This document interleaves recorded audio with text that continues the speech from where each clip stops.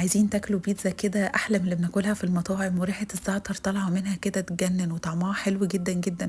وكمان العجينه بتاعتها سهله، واقول لكم على ستيب مهمه جدا هتخلي العجينه طريه وهشه وتسويه مظبوطه وما فيهاش اي مكونات معقده تماما. شايفين في الوقت ده كمان كانت سخنه جدا بجد، ما كنتش قادره امسكها. عايزه اقول لكم ان هي تحفه، لازم تجربوها. نص كوبايه بقى كده من اللبن، تقدروا تبدلوا اللبن في الوصفه كلها بميه. وحطيت عليه معلقه ونص سكر وكيس خميره فوريه، وهنقلبهم ونسيبهم على جنب لحد ما الخميرة تطلع فوم.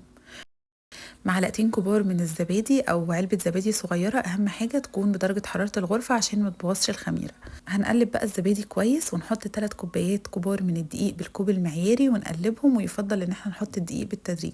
مع اخر كوباية دقيق هنحط نص معلقة من الملح، وبعد كده هنعجن بايدينا.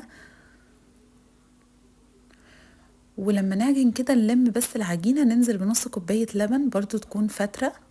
كده احنا حاطين على الوصفة كلها كوباية كاملة من اللبن.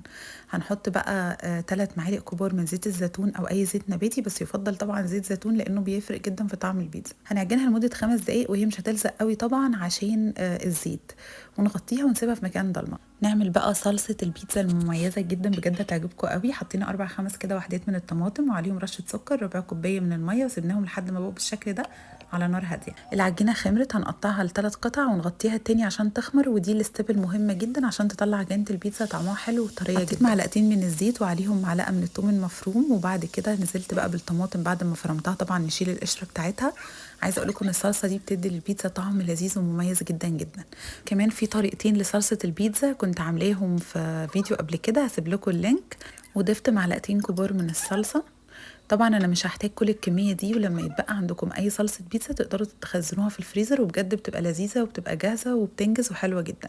حطيت معلقه كبيره من الكاتشب، ودي كل بقى التوابل اللي انا هحطها. وما تنسوش تكتروا الزعتر لانه بيدي طعم حلو قوي، بس مش زياده قوي لانه ممكن يمرر الصلصه.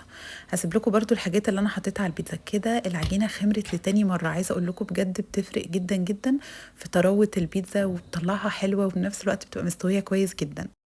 وطبعا سمك البيتزا هو بيكون أذواق، يعني في ناس بتحبها رفيعة، في ناس بتحبها سمكها يكون تخين شوية، بس أنا بحبها السمك ده، يعني اللي هو مايلة أكتر للرفعة. هنحط بقى الصلصة كده، تقدروا كمان تحطوا الصلصة بس وعليها كده شوية جبنة موتزاريلا، بجد بتبقى خطيرة. لو جربتوها كمان كده هتحبوها. وعايزة اقول لكم ان هو كان اكتر اختراع مشهور بيه البيتزا زمان، اللي هي الصلصة وعليها جبنة موتزاريلا. في الوقت ده بقى هنكون مشغلين الفرن على درجة حرارة 180 عشان طبعا يسخن. ما تنسوش قبل ما تحطوا الصلصة تخرموا العجينة بالشوكة عشان يطلع منها اي هواء وما تعلاش في الفرن. انا حطيت بقى كده خضار وطبعا زيتون، وحطيت هوت دوج، بتبقى لذيذه جدا بالهوت دوج. تقدروا كمان تحطوا كده رشه من الريحان المجفف، انا طبعا ما كانش عندي فحطيت رشه كده من الزعتر. ندخل البيتزا على فرن سخن على الرف الاخير، نسيبها كده لمده 10 دقايق، وهنلاقيها بجد خدت اللون التحفه ده. عايزه اقول لكم كان ريحتها تجنن.